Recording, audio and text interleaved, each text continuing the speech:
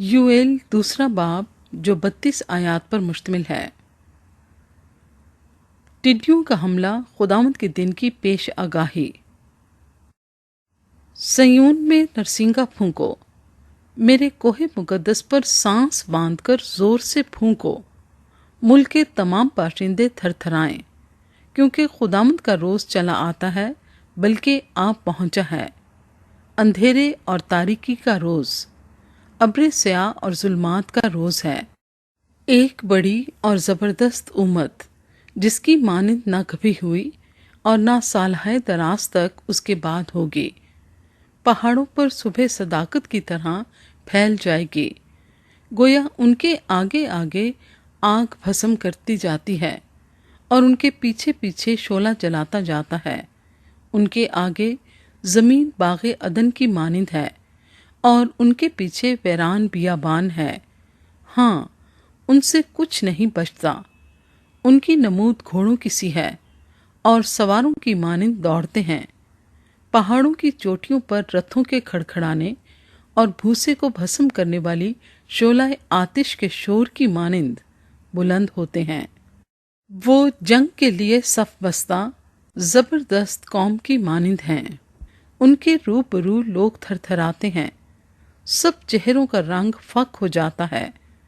وہ پہلوانوں کی طرح دوڑتے اور جنگی مردوں کی طرح دیواروں پر چڑھ جاتے ہیں،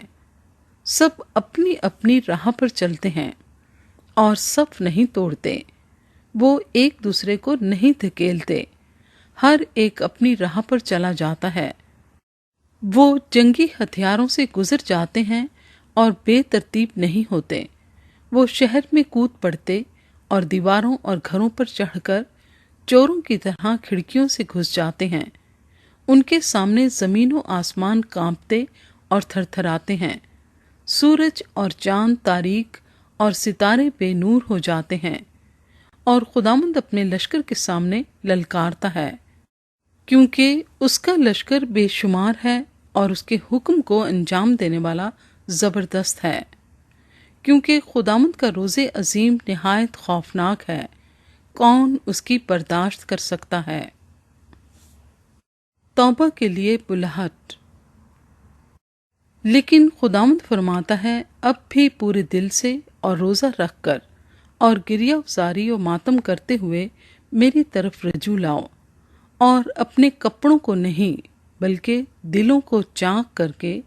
خداوند اپنے خدا کی طرف متوجہ ہو، کیونکہ وہ رحیم و مہربان، قہر کرنے میں دھیما اور شفقت میں غنی ہے، اور عذاب نازل کرنے سے باز رہتا ہے۔ کون جانتا ہے کہ وہ باز رہے اور برکت باقی چھوڑے،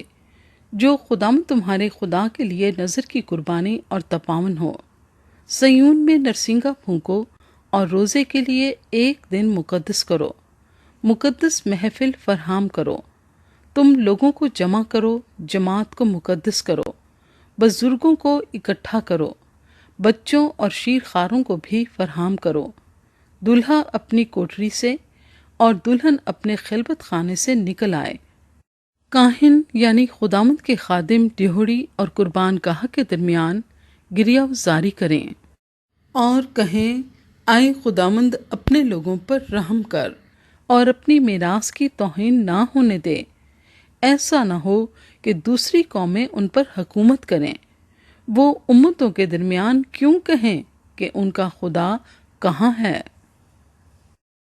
خدا زمین کی زرخیزی بحال کرتا ہے۔ تب خداوند کو اپنے ملک کے لیے غیرت آئی اور اس نے اپنے لوگوں پر رحم کیا۔ پھر خداوند نے اپنے لوگوں سے فرمایا،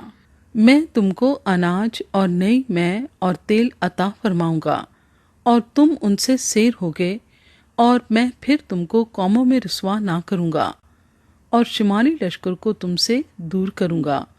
اور اسے خشک بیابان میں ہانک دوں گا، اس کے اگلے مشرقی سمندر میں اور پچھلے مغربی سمندر میں ہوں گے، اس سے بدبو اٹھے گی اور عفونت پھیلے گی،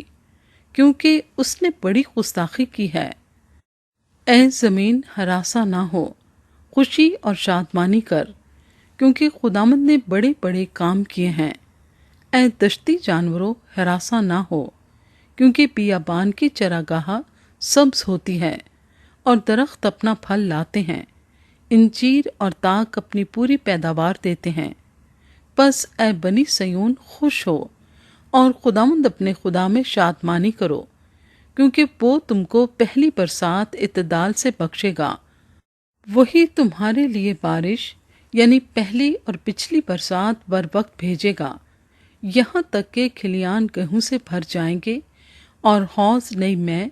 اور تیل سے لبریز ہوں گے، اور ان برسوں کا حاصل جو میری تمہارے خلاف بھیجی ہوئی فوج ملک نگل گئی اور کھا کر چٹ کر گئی، تم کو واپس دوں گا، اور تم خوب کھاؤ گے اور سیر ہوگے، اور خداوند اپنے خدا کے نام کی جس نے تم سے عجیب سلوک کیا ستائش کرو گے، اور میرے لوگ ہرگز شرمندہ نہ ہوں گے۔ تب تم جانو گے کہ میں اسرائیل کے درمیان ہوں، اور میں خداوند تمہارا خدا ہوں اور کوئی دوسرا نہیں،